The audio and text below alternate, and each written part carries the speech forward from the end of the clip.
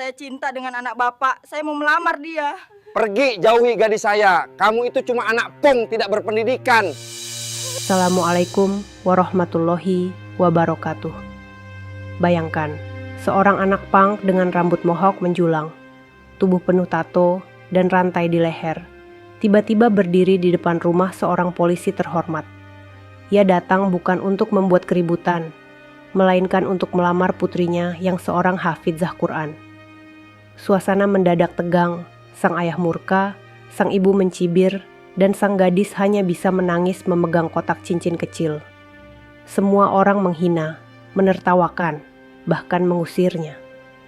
Ternyata, sahabat semuanya, sebelum kita mulai cerita ini, tuliskan dulu di kolom komentar. Dari kota mana kalian menonton? Semoga yang subscribe channel ini dimudahkan segala urusannya, dilapangkan rezekinya, disehatkan badannya, dan dikabulkan semua hajat dunia akhirat oleh Allah Subhanahu wa Ta'ala. Amin ya Rabbal Alamin. Sekarang mari kita mulai ceritanya. Pagi itu, suasana desa Sukamulyo terasa begitu tenang. Embun masih menempel di dedaunan, suara ayam berkokok bersahut-sahutan, dan aroma tanah basah setelah hujan semalam membuat udara terasa sejuk. Warga desa sudah mulai beraktivitas. Ada yang berangkat ke sawah, ada yang menyiapkan dagangan di pasar, dan ada pula yang duduk di teras rumah sambil menyeruput teh hangat. Semua berjalan biasa saja, sampai seorang pemuda dengan penampilan nyentrik melintas di jalan utama desa. Dialah Bima, pemuda yang sejak dulu selalu menjadi bahan omongan orang. Rambutnya berdiri kaku seperti duri, dicat warna pirang keemasan dengan ujung hitam. Telinganya penuh anting besar, lehernya dililit rantai besi, tangannya dipenuhi gelang kulit dan cincin, sementara bajunya hitam dengan sobekan di beberapa bagian. Di tubuhnya, tato bermotif tribal dan kaligrafi Arab saling berbaur, membuat siapapun yang melihat sulit untuk menebak siapa sebenarnya dia. Sebagian orang mengira tato Arab itu hanya hiasan, tapi ada pula yang merasa aneh karena Bima sering terlihat menundukkan kepala, seolah sedang mengingat sesuatu. Anak-anak kecil yang bermain bola di jalan mendadak berhenti ketika melihatnya lewat. Ada yang bersembunyi di balik pagar, ada yang saling berbisik, bahkan ada yang berlari pulang karena takut. Orang dewasa menatap dengan pandangan curiga. Beberapa ibu-ibu yang sedang menyapu halaman bergegas menarik anaknya masuk ke dalam rumah. Wajah mereka tegang, seakan kedatangan Bima membawa malapetaka. Astagfirullah, si Bima lewat lagi, gumam seorang ibu. Anak itu tidak kapok-kapok, padahal sudah sering diusir, sahut yang lain. Entah kenapa penampilannya begitu, padahal orang tuanya dulu orang baik, tambah seorang bapak tua sambil menggeleng pelan. Bima sebenarnya mendengar semua bisikan itu, tapi ia tetap berjalan tenang. Langkahnya mantap, wajahnya menatap lurus ke depan, walau di matanya tersimpan sedikit gurat lelah. Ia sudah terbiasa dengan tatapan curiga, hinaan, bahkan cacian. Baginya, semua itu sudah menjadi makanan sehari-hari. Namun, hari itu berbeda. Ada sesuatu yang membuat hatinya berdebar. Ada tujuan besar yang ia bawa, dan tujuan itu membuatnya tidak peduli lagi dengan cibiran warga. Di kejauhan, tampak sebuah rumah besar dengan dinding tembok kokoh dan halaman luas. Itulah rumah Pak Darsan, seorang polisi yang dihormati di desa itu. Bendera merah putih berkibar gagah di tiang halaman, sementara suara ayam jago berkokok dari kandang samping rumah. Rumah itu selalu tampak rapi, terawat, dan penuh wibawa. Semua orang segan dengan pemiliknya. Dan hari itu, langkah Bima justru mengarah ke sana. Ia berhenti sejenak di depan pagar. Dadanya berdegup kencang. Ia menarik napas panjang, lalu menghembuskannya perlahan. Tangannya meraba kantong celana, memastikan sebuah kotak kecil berwarna hitam masih ada di sana. Kotak yang berisi cincin sederhana, bukan cincin berlian, bukan pula cincin mahal, tapi hanya cincin perak yang ia beli dari hasil jerih payahnya berdakwah. Cincin itu memang tidak seberapa nilainya, tapi di dalamnya tersimpan niat tulus dan cinta yang besar. "Ya Allah, kuatkan aku," bisiknya lirih. Bima melangkah masuk, mengetuk pintu dengan sopan. Dari dalam rumah terdengar suara langkah, lalu pintu terbuka. Seorang gadis berhijab abu-abu muncul. Wajahnya lembut, matanya teduh, tapi jelas-jelas terkejut ketika melihat siapa yang datang. Itulah Hana, putri Pak Darsan. Gadis yang dikenal sebagai hafizah Quran, selalu ramah kepada tetangga, dan menjadi teladan bagi banyak anak muda di desa. Bibirnya sempat bergetar, seperti ingin mengucapkan sesuatu, namun tidak ada kata yang keluar. Ia hanya bisa menatap Bima dengan wajah cemas. "Hana," suara Bima bergetar. "Aku datang dengan niat baik, aku ingin melamarmu." Hana terdiam, matanya langsung berkaca-kaca. Tangannya gemetar memegang pintu. Ia tidak menyangka laki-laki dengan penampilan seperti itu akan mengucapkan kata-kata besar di hadapannya. Sebelum ia sempat menjawab, tiba-tiba terdengar suara berat dari dalam rumah. Apa ribut-ribut di depan pintu itu? Ternyata itu suara Pak Darsan. Lelaki gagah dengan seragam polisi keluar dengan langkah tegas. Di sampingnya, Buati, istrinya, ikut menyusul dengan raut wajah penuh tanya. Begitu melihat siapa yang berdiri di depan rumah, Pak Darsan mendadak membelalakkan mata. "Astagfirullah, kau lagi, Bima?" Suaranya meledak seperti petir. Bima mencoba tetap tenang. Ia menundukkan kepala sebagai tanda hormat, lalu berkata pelan, "Pak, saya datang bukan untuk buat masalah.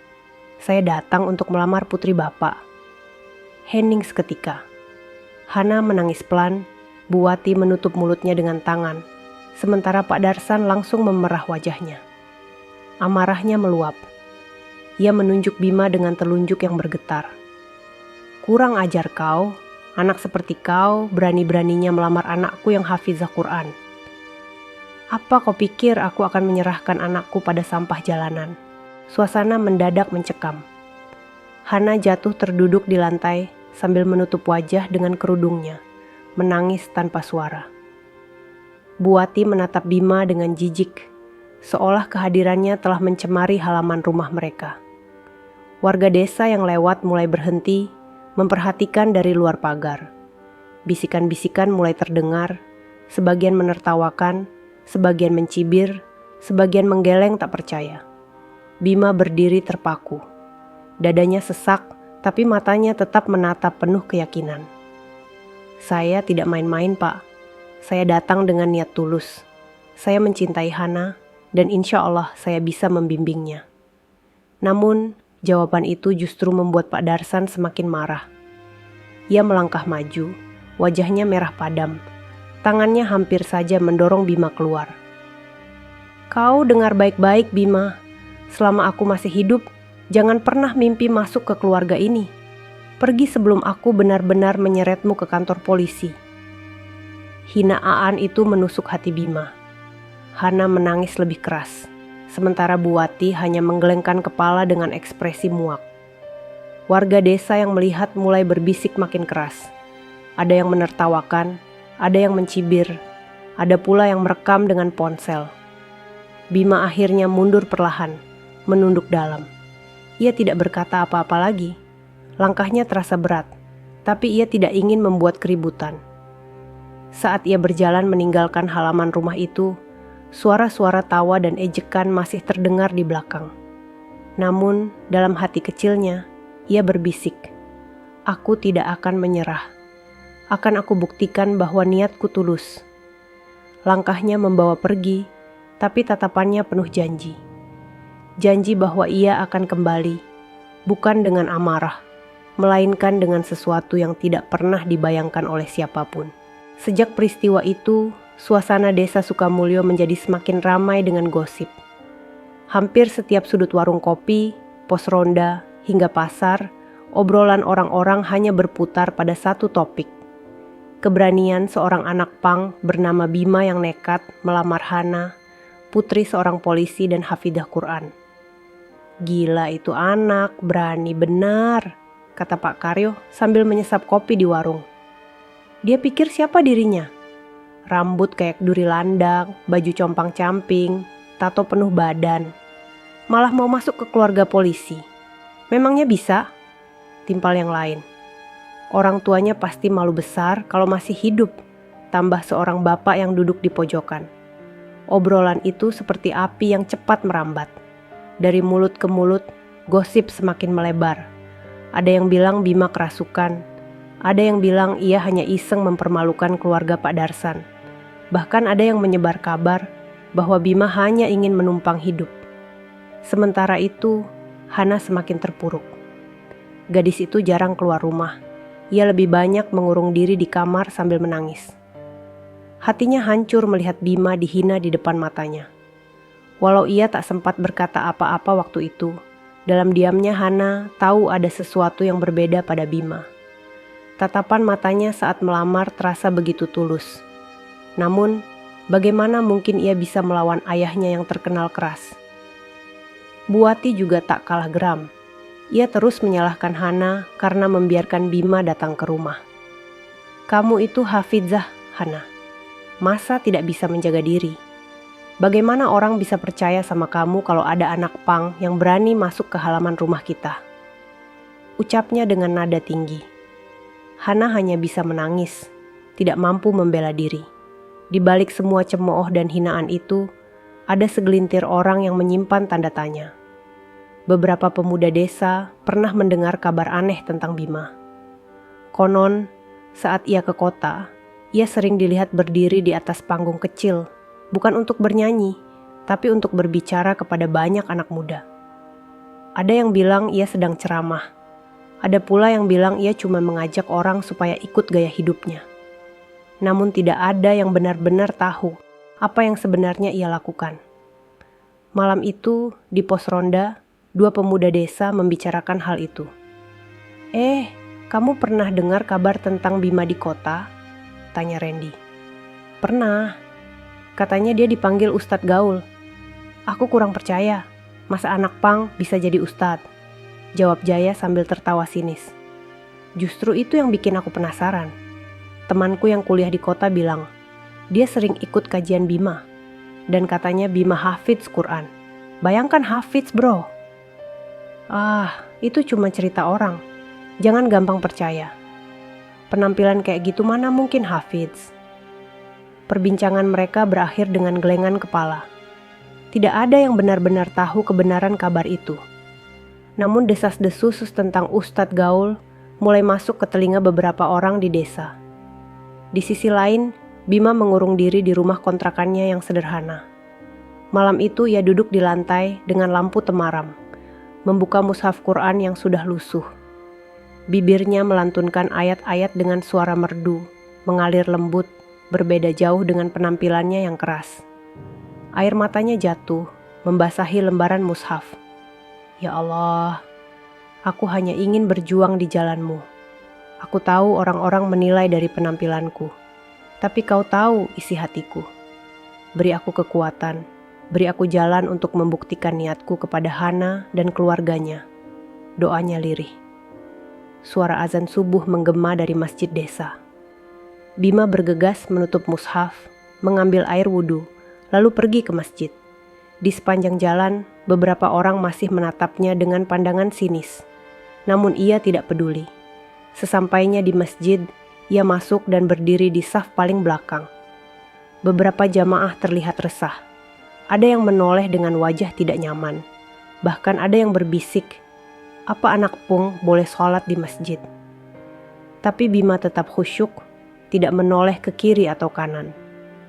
Saat imam membaca ayat-ayat Quran, matanya terpejam, bibirnya bergerak mengikuti hafalan. Ia larut dalam doa, meskipun orang lain meragukan ibadahnya. Setelah salam, beberapa bapak tua segera berdiri, seolah ingin pergi cepat-cepat agar tidak berdekatan dengannya. Hanya Pak Hashim, imam masjid, yang menghampiri. Bima, ucapnya lembut. Bima menunduk hormat. Iya Pak, jangan hiraukan mereka. Allah tahu apa yang ada dalam hati kita. Bima tersenyum tipis, matanya berkaca-kaca. Terima kasih Pak, doakan saya kuat. Pak Hashim menepuk bahunya pelan, lalu pergi. Hari-hari berikutnya, gosip di desa semakin menjadi. Ada yang menertawakan, ada yang mencibir, tapi ada juga yang diam-diam penasaran. Hana sendiri makin sering menatap keluar jendela kamarnya, berharap Bima akan datang lagi, meski ia takut pada reaksi ayahnya. Dan benar, Bima memang sudah berniat kembali. Tapi kali ini, ia tidak akan datang dengan tangan kosong. Ia berencana membawa sesuatu yang akan membuat satu desa terdiam. Sore itu langit Sukamulyo terlihat muram.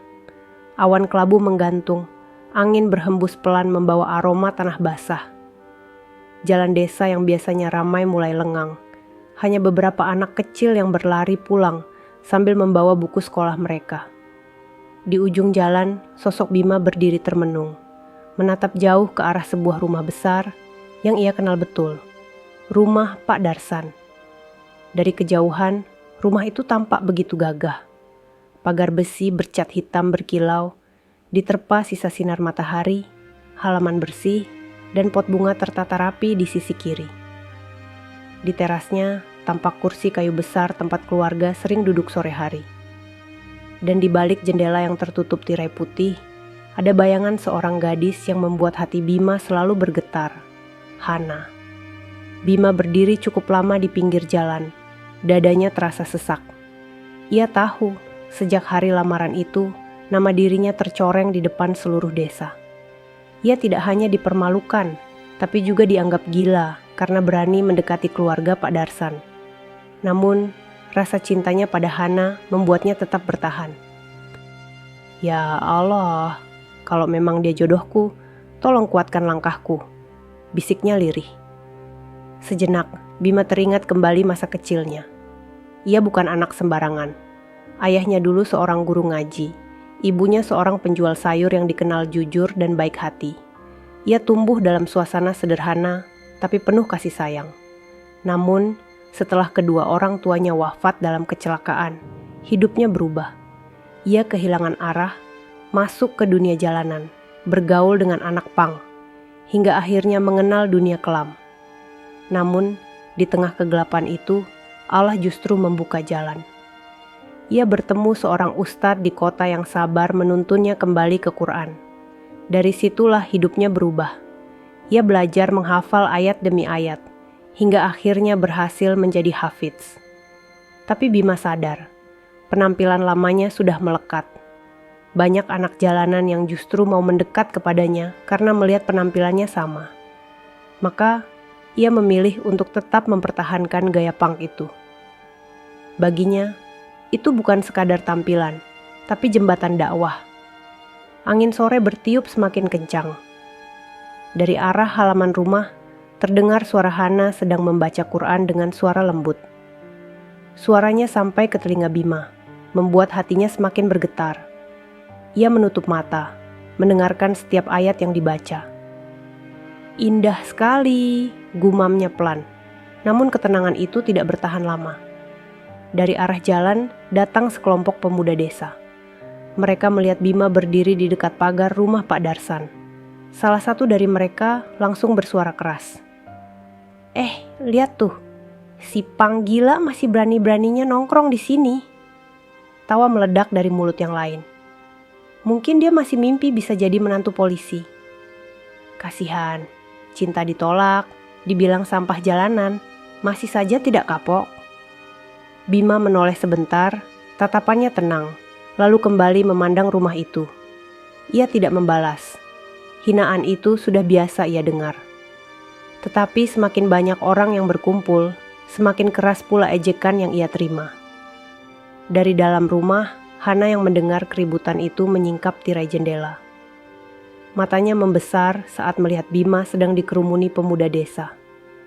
Ia ingin keluar, ingin menghentikan ejekan itu, tapi langkahnya terhenti ketika suara ayahnya terdengar dari belakang. Hana, jangan berani-berani buka pintu kalau dia masih di luar. Suara Pak Darsan menggelegar. Hana tercekat, air matanya menetes. Ia kembali menutup tirai, duduk di lantai sambil menutupi wajah dengan kerudungnya. Doanya hanya satu, semoga Allah memberi jalan untuk Bima. Di luar, Bima akhirnya melangkah pergi.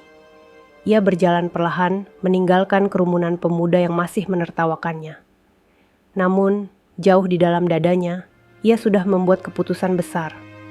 Cukup, 3 hari lagi aku akan kembali. Bukan dengan kata-kata, tapi dengan bukti. Ucapnya mantap. Langkahnya semakin jauh, meninggalkan bayangan rumah besar itu. Sementara di balik tirai jendela, Hana terus menatap kepergiannya dengan hati yang tak kuasa menahan tangis. Hari itu menjadi hari yang tidak akan pernah dilupakan warga desa Sukamulyo. Sejak pagi, suasana sudah terasa berbeda. Banyak orang berbisik-bisik di jalan. Sebagian menahan tawa, sebagian lagi pura-pura heran. Kabar sudah menyebar. Bima, anak pang yang selalu menjadi bahan ejekan, benar-benar nekat datang ke rumah Pak Darsan untuk melamar Hana, putri polisi yang terkenal tegas. Di warung Embok City, obrolan semakin panas. Beneran itu Bu, si Bima mau melamar Hana?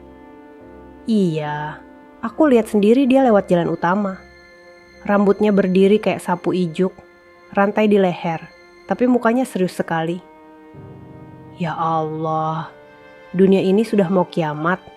Mana mungkin anak pang kayak gitu bisa jadi suami Hafizah? Semua tertawa keras. Ada yang sampai terbatuk karena terlalu geli. Sementara itu, di rumah besar bercat putih itu, Hana duduk di ruang tamu dengan wajah pucat. Tangannya gemetar, matanya sembab bekas menangis semalaman. Ia mendengar kabar bahwa Bima benar-benar akan datang hari ini, membawa niat yang sama seperti sebelumnya. Hatinya kalut. Ia mengenal Bima tidak sedalam itu, tapi dari tatapan matanya, ia merasakan ketulusan. Namun, ia juga tahu betapa kerasnya ayahnya jika menyangkut harga diri keluarga.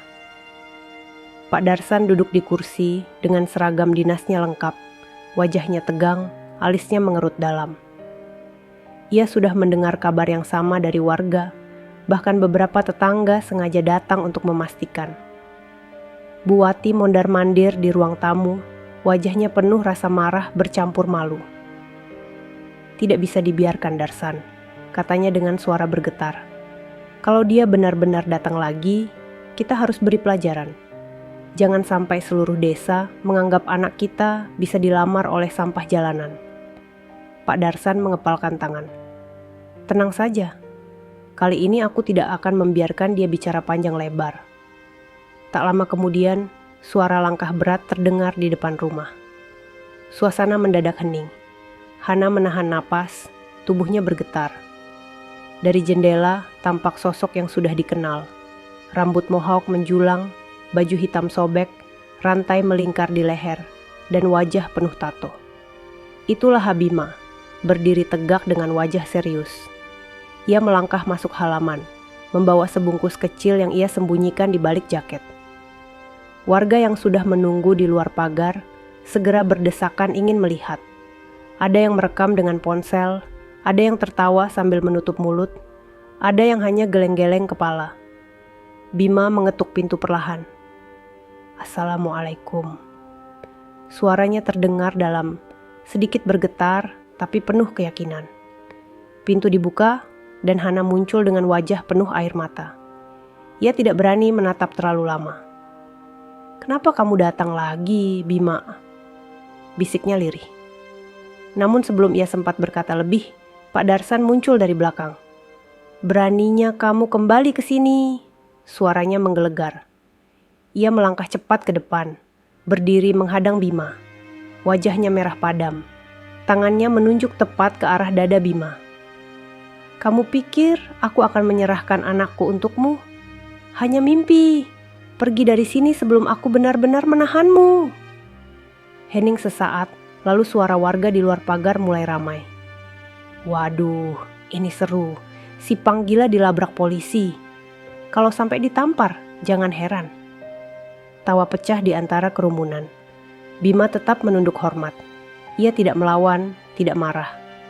Dengan tenang, ia mengeluarkan sebuah kotak kecil hitam dari dalam jaket. Ia membuka kotak itu, menampakkan cincin perak sederhana. Pak, saya datang dengan niat baik. Saya mencintai Hana. Cincin ini memang sederhana, tapi saya berjanji akan membahagiakannya dengan seluruh hidup saya. Hana menutup mulutnya. Air matanya jatuh deras. Bu Wati memekik jijik.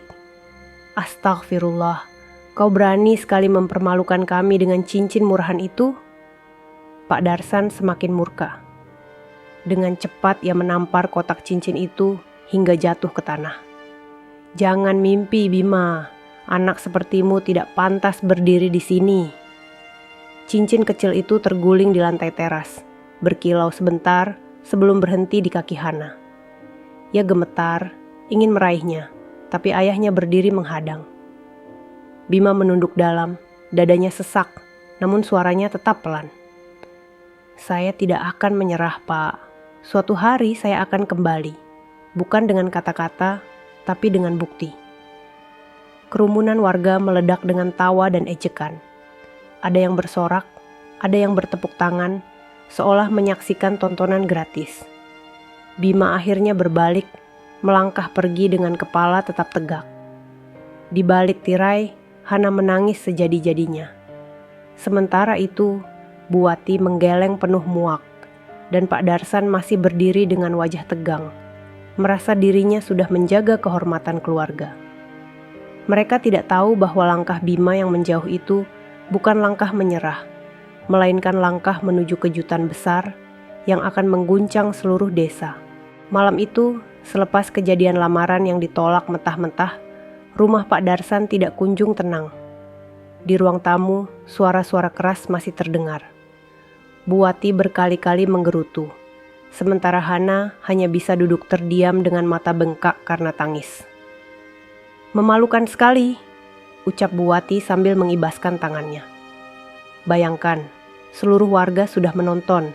Kita dihina di depan rumah sendiri. Anak Puang itu benar-benar kurang ajar. Pak Darsan duduk dengan dada masih membuncah amarah. Aku sudah bilang, selama aku masih hidup, tidak ada yang namanya Bima masuk ke keluarga kita. Itu aib besar.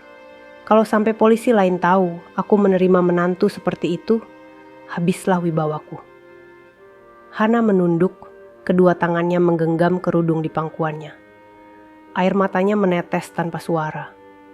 Setiap kata hinaan yang keluar dari mulut orang tuanya seperti belati yang menusuk jantungnya. Ia memang tidak mengenal Bima sedalam itu, tapi hatinya yakin ada ketulusan yang tidak dilihat orang lain.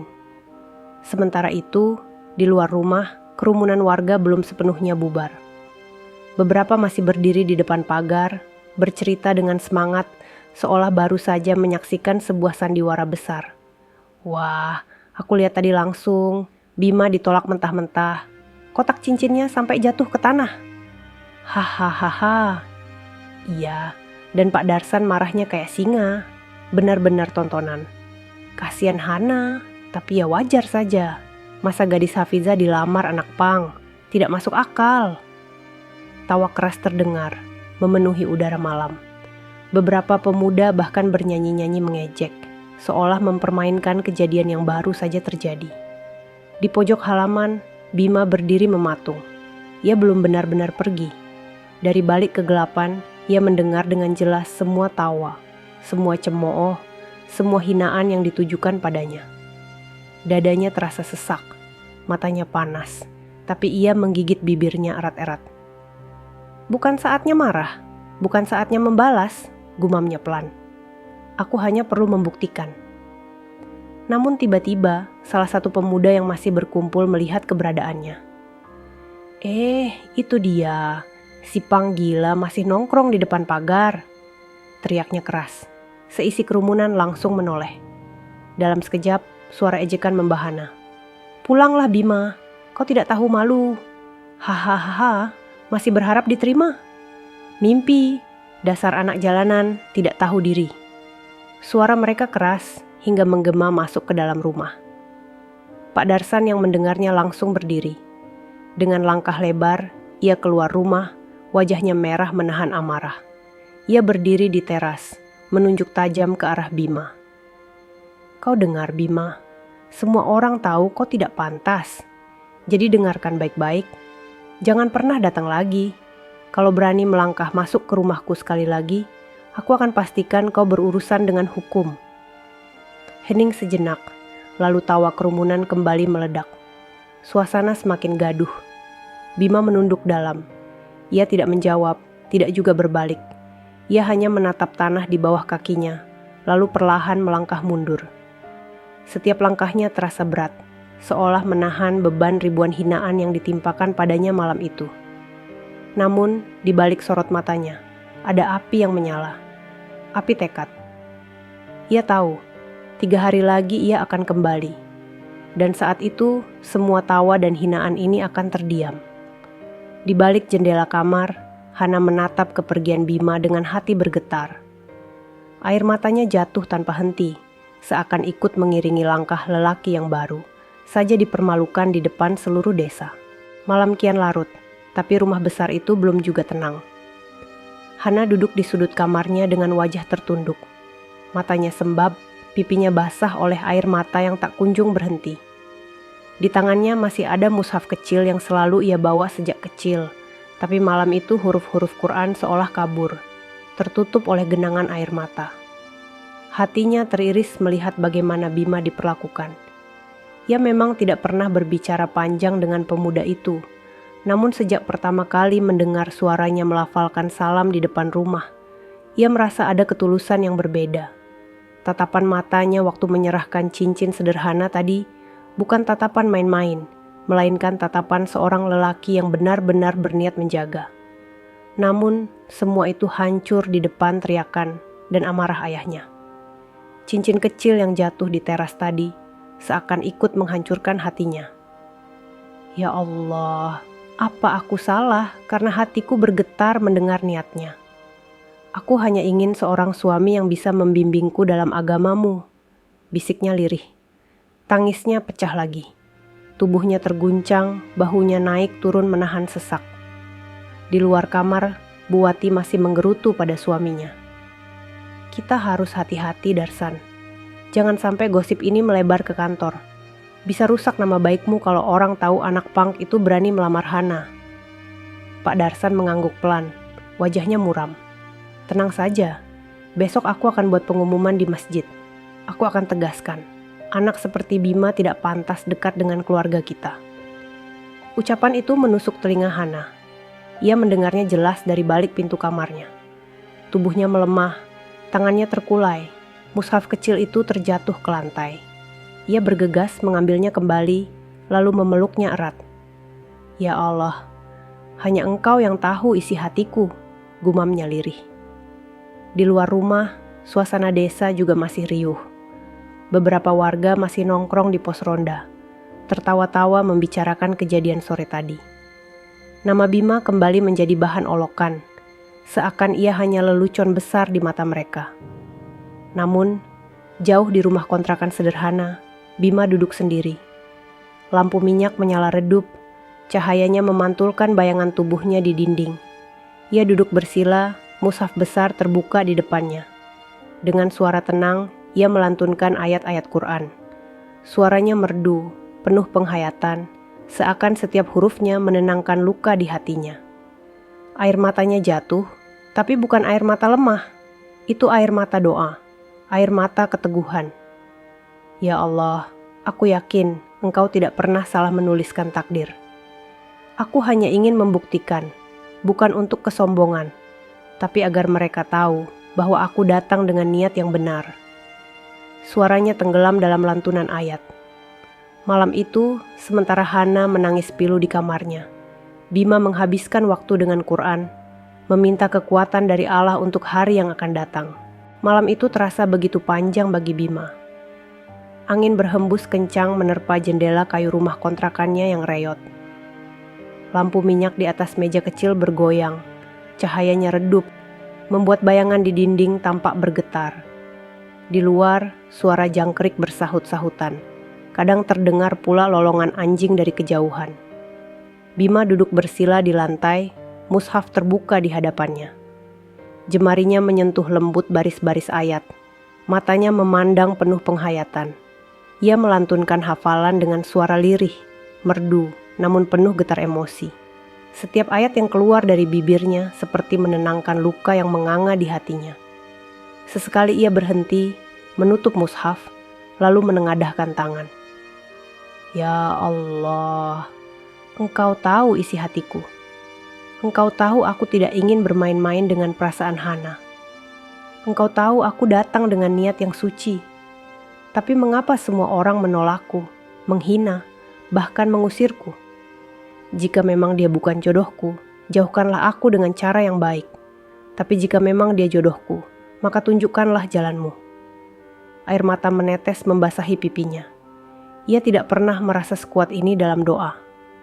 Semua yang ia pendam selama bertahun-tahun, malam itu ia tumpahkan kepada Allah. Setelah beberapa lama berdoa, ia merebahkan tubuh di lantai. Pandangannya menatap langit-langit rumah kontrakan yang bolong di beberapa sisi, hingga cahaya bintang masuk menembus celah. Ingatannya kembali ke masa lalu, saat hidupnya benar-benar berada di jalanan. Ia teringat saat tidur di empran toko dengan tubuh kotor penuh debu. Saat mencari makan dari sisa bungkus nasi yang dibuang orang, saat dipandang rendah bahkan oleh anak kecil. Tapi semua itu berubah sejak ia bertemu dengan seorang ustadz di kota. Ustadz itu tidak melihat rambut mohawk atau tatonya, tidak menilai rantai di lehernya, tapi langsung merangkulnya, mengajaknya masuk ke masjid, dan sabar membimbingnya. Bima, jangan pernah malu kembali pada Allah. Penampilanmu bisa berubah, tapi hatimu harus lebih dulu berubah. Begitu kata ustadz itu dulu. Dan malam itu, kata-kata itu kembali terngiang. Bima menggenggam tangannya erat, seolah memegang janji. Aku tidak akan menyerah. Aku akan kembali. 3 hari lagi, aku akan buktikan pada mereka semua. Ia bangkit dari lantai, menatap mushaf di hadapannya. Bibirnya tersenyum kecil meski matanya masih basah oleh air mata. Aku punya sesuatu yang tidak mereka tahu. Sesuatu yang akan membuat mereka semua terdiam. Malam pun terus berjalan. Suara azan subuh akhirnya terdengar dari kejauhan. Bima berdiri, berwudu dengan air sumur yang dingin, lalu bersiap melangkah ke masjid. Malam panjang penuh doa dan kenangan itu berakhir dengan satu tekad yang semakin menguat di dadanya. Ia akan kembali ke rumah itu, bukan sebagai anak pang yang dihina, melainkan sebagai lelaki yang siap membuktikan siapa dirinya sebenarnya. Pagi itu, udara desa Sukamulyo terasa lebih sejuk dari biasanya. Kabut tipis masih menyelimuti sawah, suara ayam berkokok bersahut-sahutan, dan sinar matahari mulai menembus dedaunan. Warga desa kembali beraktivitas, namun di setiap sudut obrolan, nama Bima tetap menjadi bahan perbincangan. Seolah semua orang belum puas membicarakan kegagalannya melamar Hana. Di masjid, beberapa bapak duduk di serambi sambil menyeruput kopi. Anak pang itu benar-benar tidak tahu malu, ujar salah seorang dengan nada kesal. Iya, sudah diusir masih berani balik lagi. Untung Pak Darsan keras, kalau tidak bisa rusak nama baik desa, sambung yang lain. Kasihan Hana, gadis baik seperti dia, malah dipermalukan begitu. Obrolan itu terus bergulir, seakan tidak ada habisnya.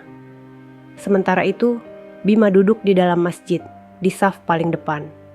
Setelah sholat duha, ia tidak langsung pulang. Ia tetap duduk, menundukkan kepala, berdoa dalam sunyi. Bibirnya bergetar melantunkan doa yang keluar dari lubuk hati terdalam. Ya Allah, Engkau tahu aku bukan orang baik. Aku pernah tersesat. Aku pernah hidup di jalanan. Tapi Engkau tarik aku kembali dengan kasih-Mu. Kini aku hanya ingin membuktikan bahwa aku benar-benar berubah. Aku ingin mencintai Hana dengan jalan yang halal. Aku ingin membimbingnya dengan kalam-Mu.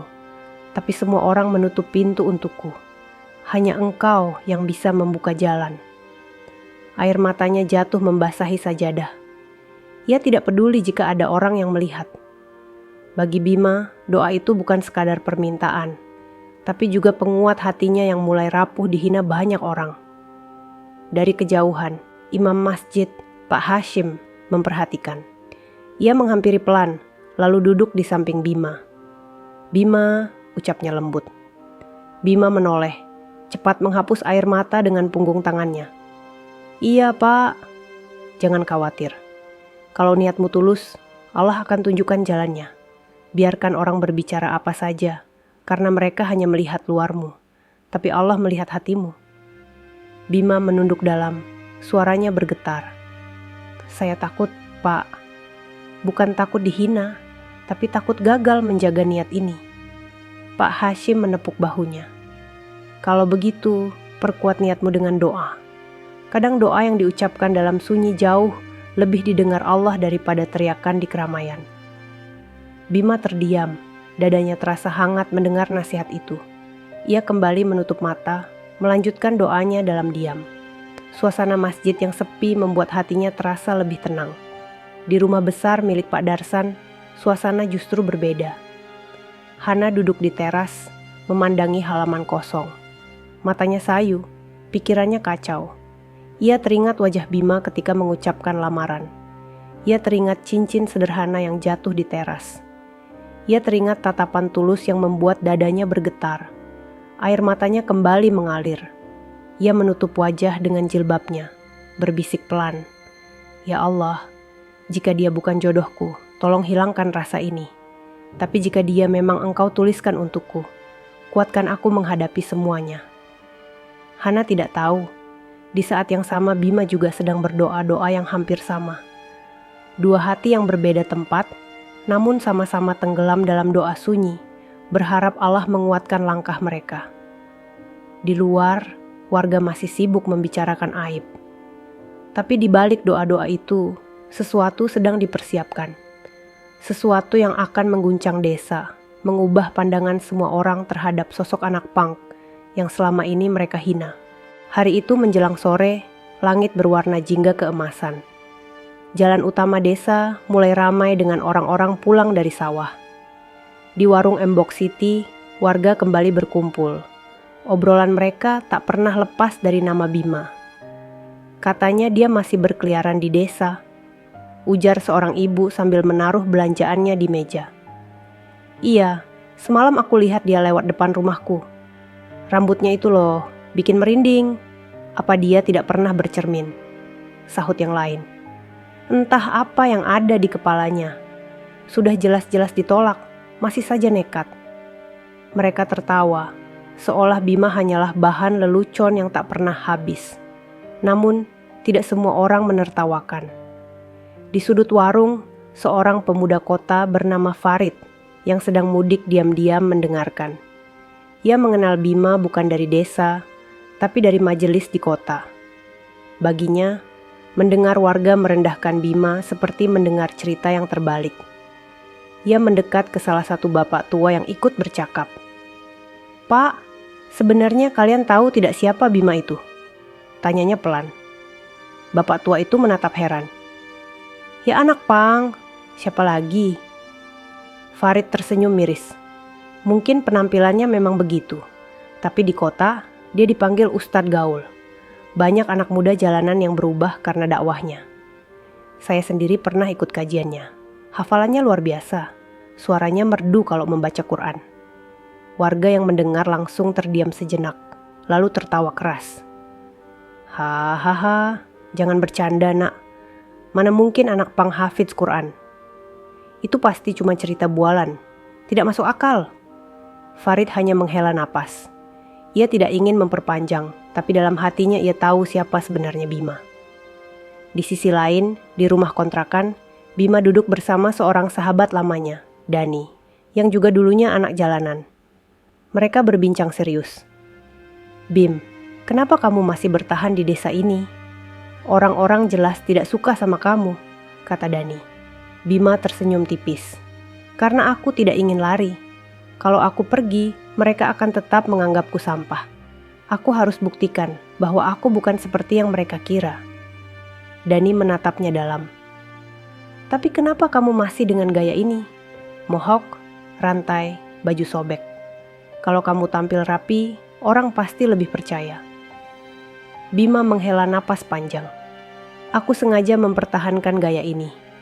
Anak-anak jalanan tidak akan mau dekat denganku kalau aku berubah total. Dengan penampilan punk ini, mereka merasa aku sama seperti mereka. Dan saat mereka mau dekat, baru aku bisa ajak mereka ke masjid, aku bisa ajarkan Quran. Ini jalan yang Allah pilihkan untukku Dan." Dani terdiam. matanya berkaca-kaca. Ia tahu betul bagaimana dulu mereka berdua hidup di jalanan. Dan kini, sahabatnya yang dulu sama-sama tersesat telah menjadi sosok yang berbeda. Sore itu, Bima kembali membuka mushaf. Suaranya melantunkan ayat dengan merdu. Dani hanya bisa menunduk, air matanya jatuh mendengar bacaan itu. Di luar jendela, beberapa anak kecil yang lewat berhenti, terheran-heran. Mereka melihat sosok Pang dengan rambut mencolok membaca Quran dengan suara yang begitu indah. Bisikan mulai menyebar perlahan. Tidak semua percaya, tapi kabar itu tetap beredar. Bahwa anak punk yang selalu dihina sebenarnya menyimpan rahasia besar. Malam menjelang, langit desa Sukamulyo dipenuhi bintang-bintang kecil yang berkerlap-kerlip.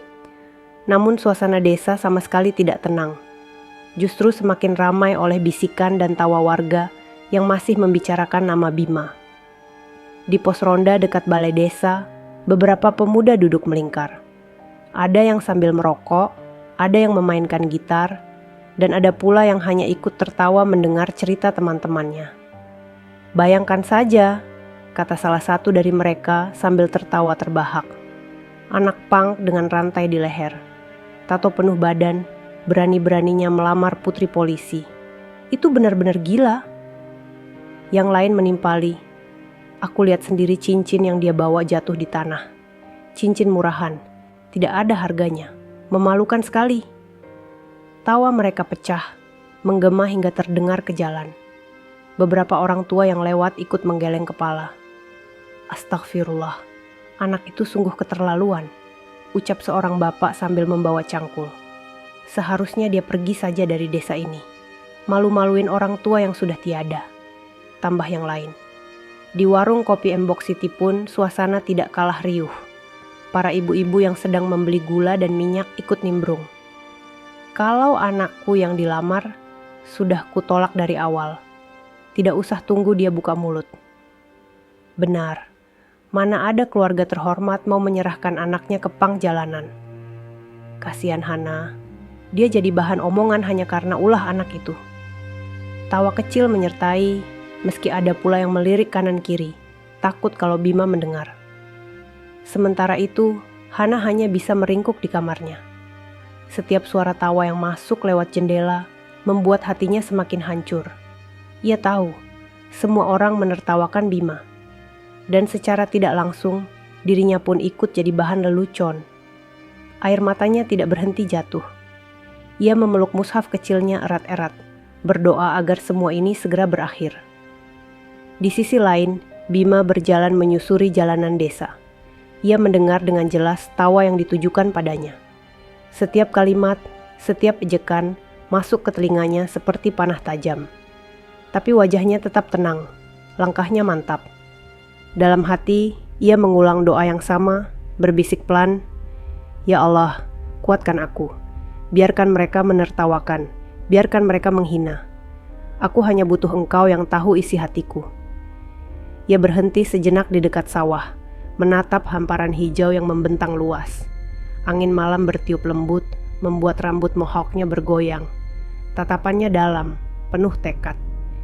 Ia tahu ejekan itu akan semakin menjadi, tapi ia sudah berjanji pada dirinya sendiri. 3 hari lagi, ia akan kembali dengan sesuatu yang akan membungkam semua tawa itu. Di pos ronda, tawa para pemuda masih pecah. Mereka tidak tahu bahwa orang yang mereka hina habis-habisan justru sedang menyiapkan kejutan yang akan mengguncang desa mereka sendiri. Fajar mulai menyingsing, cahaya merah muda perlahan muncul di ufuk timur.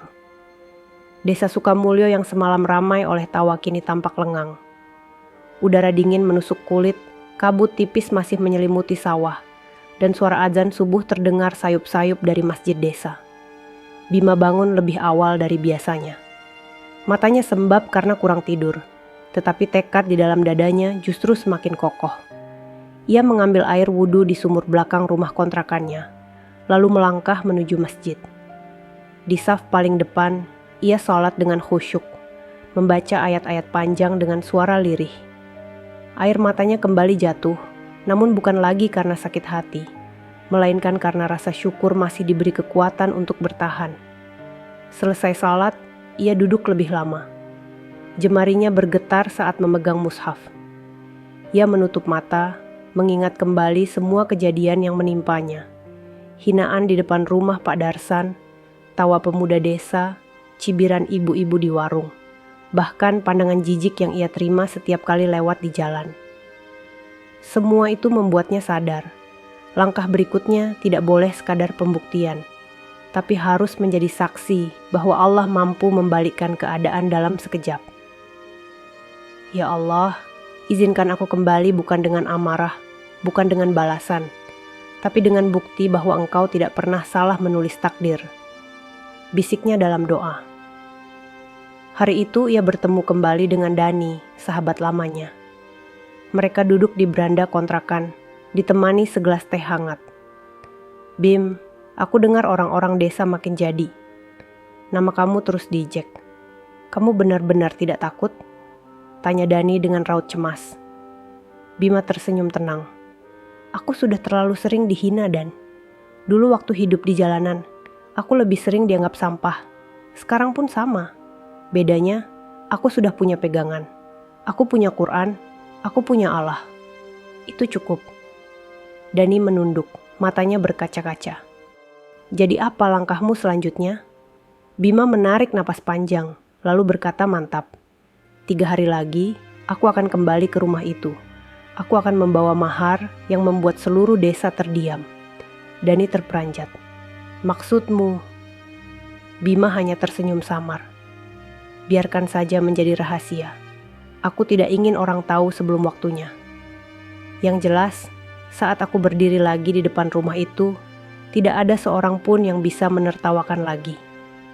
Hari-hari berikutnya, Bima menghabiskan waktunya dalam doa dan persiapan. Ia menulis surat singkat untuk Hana, menitipkan lewat Pak Hashim agar sampai ke tangannya. Surat itu hanya berisi kalimat sederhana. Jangan menangis lagi. 3 hari lagi aku akan kembali. Percayalah, niatku bukan untuk mempermalukanmu, tapi untuk menjaga. Surat itu sampai ke tangan Hana pada malam harinya. Begitu membacanya, tangis Hana pecah seketika. Ia menutup wajah dengan jilbabnya. Tubuhnya bergetar hebat. Dalam hatinya, ia berdoa agar Allah menjaga niat Bima. Di luar, warga desa masih terus menertawakan. Mereka tidak tahu bahwa Bima sudah memegang janji besar. Janji untuk kembali bukan sebagai anak pang yang dianggap hina, tapi sebagai lelaki yang membawa sesuatu yang akan mengguncang seluruh desa. Hari yang ditunggu akhirnya tiba. Pagi itu, desa Sukamulyo terasa berbeda. Langit cerah, matahari bersinar terang, dan udara berembus segar. Namun, bukan itu yang membuat suasana terasa lain. Sejak subuh, desas-desus beredar cepat. Bima, anak pang yang pernah diusir, akan kembali ke rumah Pak Darsan hari ini. Kabar itu menyebar begitu cepat, seakan-akan seluruh desa menantikan tontonan baru. Warga mulai berkumpul di jalan utama. Ada yang duduk di pinggir jalan, ada yang berdiri di depan pagar rumah Pak Darsan. Bahkan anak-anak kecil berlari-lari sambil tertawa, seolah menunggu pertunjukan. Katanya dia mau datang lagi bawa mahar. Hahaha, mahar apaan? Mungkin kalung dari besi rantai di lehernya itu. Dasar gila, sudah dipermalukan masih berani kembali. Tawa terdengar di mana-mana, semakin membuat suasana riuh. Di dalam rumah besar itu, Hana duduk di kamarnya dengan wajah gelisah. Ia memandang keluar jendela, melihat kerumunan orang yang semakin banyak. Dadanya berdegup kencang. 3 hari sudah berlalu sejak ia menerima surat dari Bima, dan kini janji itu akan ditepati. Hatinya berdoa tanpa henti, "Ya Allah, kuatkan dia. Jangan biarkan niat baiknya hancur lagi." Pak Darsan sudah bersiap di ruang tamu. Wajahnya keras, alisnya mengerut, seakan siap menghadapi siapapun yang berani mengusik keluarganya. Ia masih ingat jelas rasa malu ketika warga menonton kejadian sebelumnya.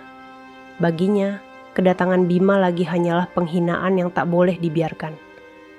Bu Wati mondar-mandir, resah bercampur geram. Kalau benar dia datang lagi, kita usir saja dengan cara yang lebih keras, Darsan. Jangan kasih muka. Pak Darsan mengangguk dingin. Biarkan dia datang. Hari ini aku pastikan dia tidak akan pernah kembali lagi ke sini. Matahari semakin tinggi. Suasana di depan rumah semakin riuh. Warga berdesakan, sebagian merekam dengan ponsel, sebagian bersorak menunggu. Hingga akhirnya, dari kejauhan terlihat sosok yang dinanti, Bima. Ia berjalan pelan namun mantap. Rambut mohoknya tetap tegak, rantai masih melingkar di leher. Tato tetap menghiasi tangannya. Penampilannya tidak berubah sedikit pun. Tetap seperti anak punk yang dulu mereka hina. Namun kali ini, langkahnya jauh lebih tenang. Sorot matanya penuh keyakinan. Di tangannya, ia membawa sebuah map besar dan sebuah kotak kecil yang terbungkus kain beludru hitam.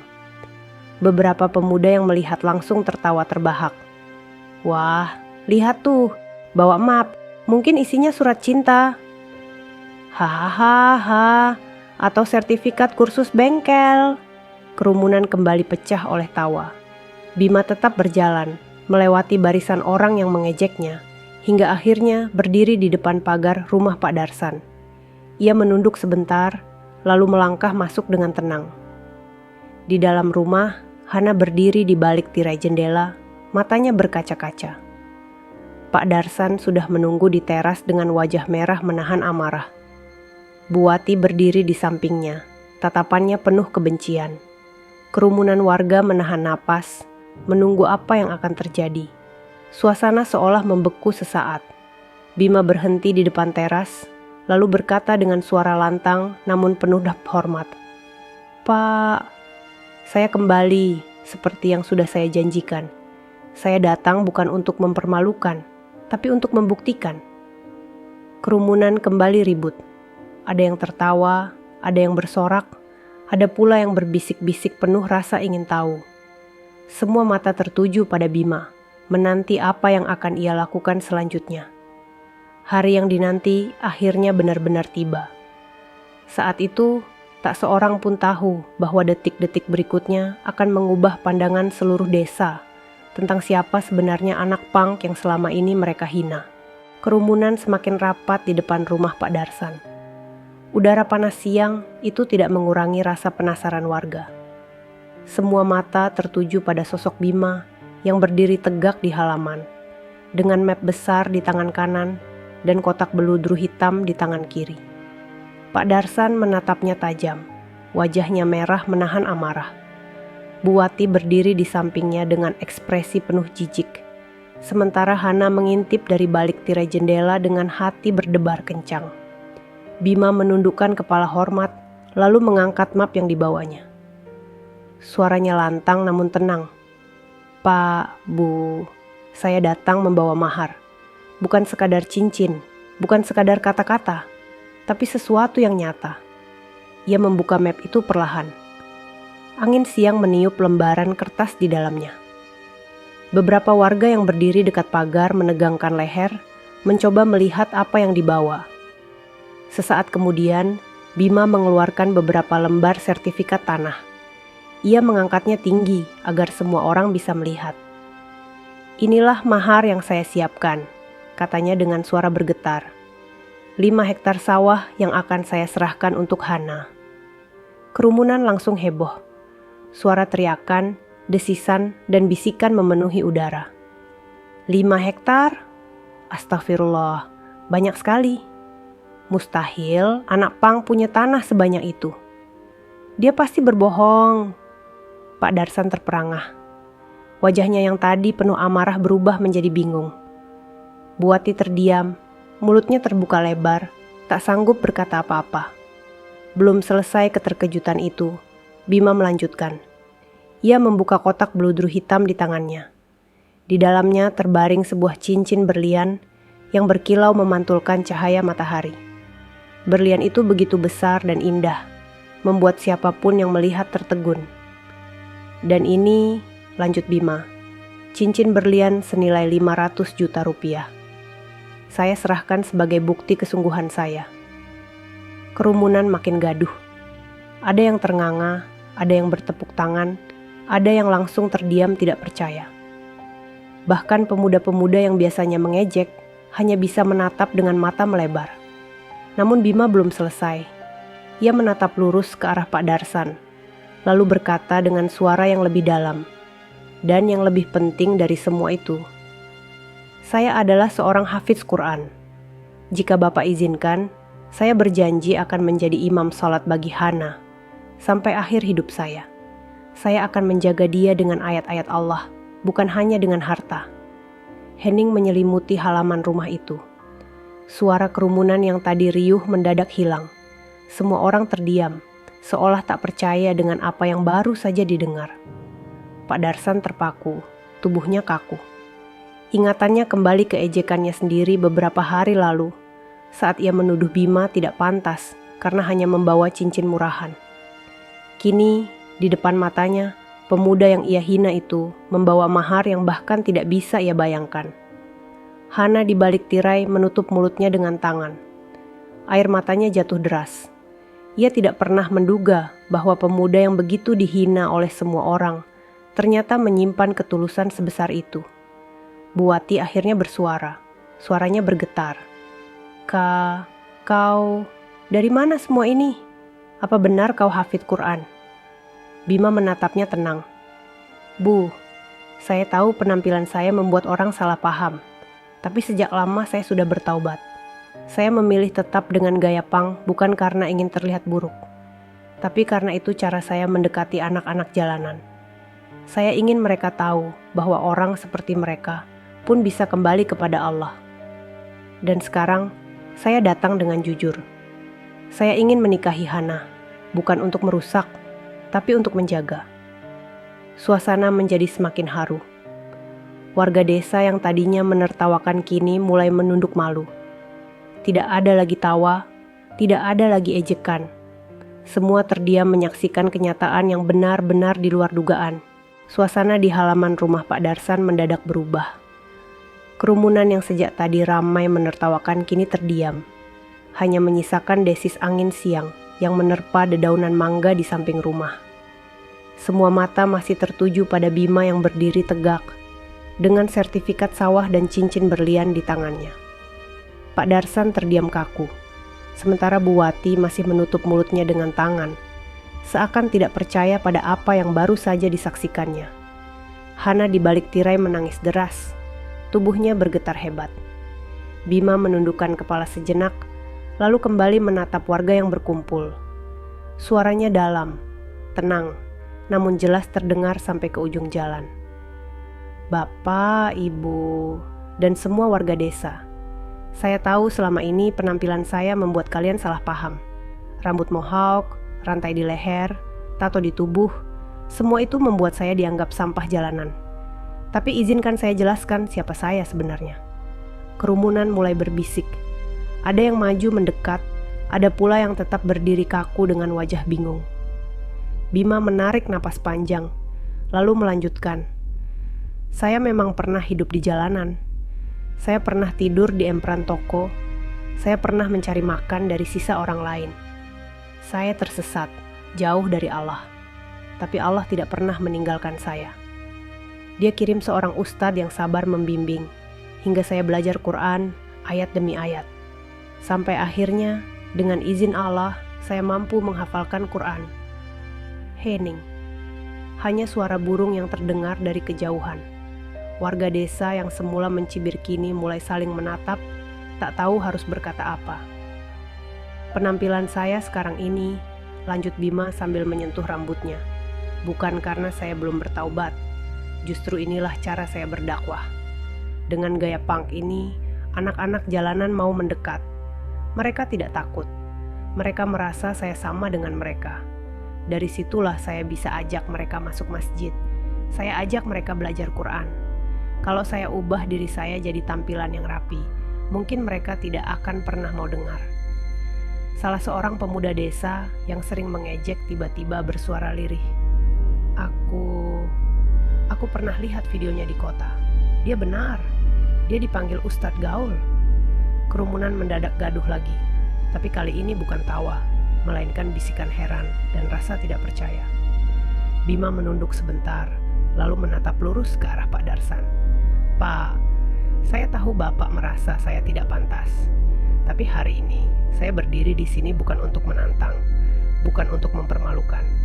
Saya hanya ingin Bapak tahu siapa saya sebenarnya. Saya seorang ustadz, saya hafiz Quran, dan saya benar-benar ingin menikahi Hana dengan cara yang halal. 5 hektar sawah dan cincin ini hanyalah simbol. Yang terpenting, saya ingin menjaga Hana dengan Quran di dada saya. Air mata Hana mengalir makin deras. Ia tidak sanggup lagi menahan diri. Tirai yang sedari tadi menutup, perlahan ia singkap. Wajahnya terlihat pucat dengan mata bengkak, tapi sorot matanya penuh haru. Bima, suaranya lirih, hampir tidak terdengar, namun cukup untuk membuat kerumunan kembali hening. Pak Darsan menoleh ke arah putrinya. Matanya melebar, tak menyangka Hana akan bersuara di depan banyak orang. Hana melangkah maju perlahan, berdiri di teras rumah. Tangisnya masih terdengar. Ayah, ibu, maafkan aku. Tapi aku percaya Bima tidak main-main. Aku percaya dia datang dengan niat baik. Kerumunan bergemuruh. Ada yang menutup mulut menahan haru. Ada yang mulai menangis pelan. Ada pula yang hanya bisa terdiam menyaksikan pemandangan yang tak pernah mereka bayangkan. Pak Darsan masih berdiri kaku. Dadanya naik turun menahan emosi.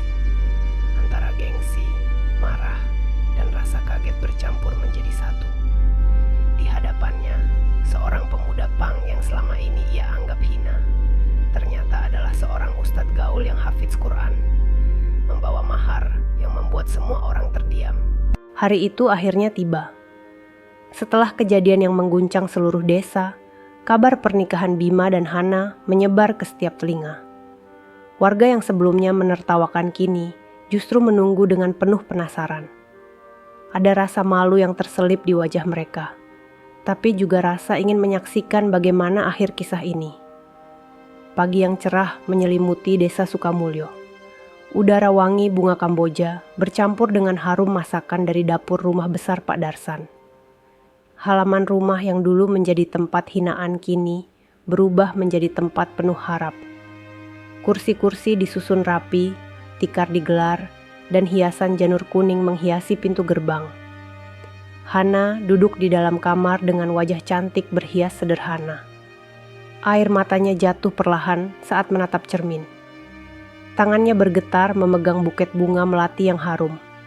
Hatinya berdesir, tidak percaya bahwa setelah semua tangis dan penghinaan, hari ini ia benar-benar akan dinikahkan dengan lelaki yang pernah berdiri penuh luka di depan pintu rumahnya. Di ruang tamu, Bima duduk dengan tenang. Rambut mohoknya tetap berdiri, rantai kecil masih melingkar di leher. Tato di tangannya tetap terlihat jelas. Namun kali ini, semua orang melihatnya dengan pandangan berbeda. Di balik penampilan itu, mereka tahu kini berdiri seorang ustadz gaul yang hafiz Quran, lelaki yang membawa mahar 5 hektar sawah, cincin berlian, dan janji untuk menjaga dengan ayat-ayat Allah. Pak Darsan duduk tak jauh dari sana. Wajahnya masih tegas, namun sorot matanya tidak lagi sekeras dulu. Ia menatap Bima lama, lalu menarik napas berat. Hatinya yang dulu dipenuhi gengsi dan marah kini perlahan luluh. Ia sadar betapa ia hampir menghalangi takdir Allah hanya karena menilai penampilan luar seorang manusia. Prosesi akad pun dimulai.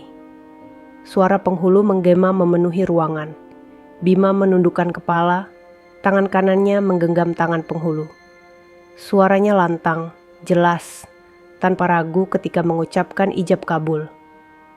Saya terima nikahnya Hana binti Darsan dengan mahar 5 hektar sawah, cincin berlian, dan hafalan Quran saya, tunai. Hening 1 jam, lalu saksi serempak menjawab, sah. Air mata Hana pecah seketika. Ia menutup wajahnya dengan kedua tangan, bahunya terguncang menahan tangis haru.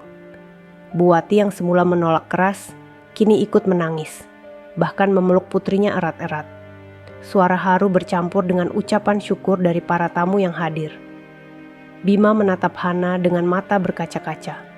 Ia melangkah pelan, lalu menunduk hormat di hadapan kedua mertuanya. Pak, Bu, terima kasih sudah merestui. Saya janji akan menjaga Hana dengan seluruh jiwa dan Quran di dada saya. Pak Darsan terdiam, lalu mengangguk pelan. Suaranya bergetar ketika berkata, "Aku salah menilaimu, Bima. Maafkan aku. Hari ini aku serahkan anakku kepadamu. Jagalah dia sebaik-baiknya." Tangis warga yang menyaksikan pecah. Mereka yang dulu menertawakan kini merasa malu. Banyak yang menunduk, ada yang mengusap mata dengan tangan kasar mereka. Mereka sadar, orang yang mereka hina ternyata jauh lebih mulia di hadapan Allah. Pernikahan itu berlangsung sederhana, namun penuh makna. Tidak ada kemewahan berlebihan, tapi ada doa-doa yang dipanjatkan tulus. Ada harapan yang mengalir deras, ada cinta yang kini terikat halal. Di ujung acara, Bima menggenggam tangan Hana dengan lembut. Ia berbisik, "Mulai hari ini kita akan berjalan bersama. Aku akan tetap dengan penampilanku, tapi hatiku milikmu sepenuhnya. Kita akan jaga Quran, kita akan jaga cinta ini di jalan Allah." Hana tersenyum sambil menangis, lalu mengangguk pelan. "Aku percaya." Dan hari itu, Desa Sukamulyo tidak lagi sama. Semua orang akan selalu mengingat kisah seorang anak punk yang dihina habis-habisan, namun akhirnya menikah dengan hafizah Quran, membawa mahar yang menggetarkan dan mengajarkan arti sesungguhnya dari keikhlasan dan cinta. Sahabat, semuanya itulah akhir dari cerita kita hari ini.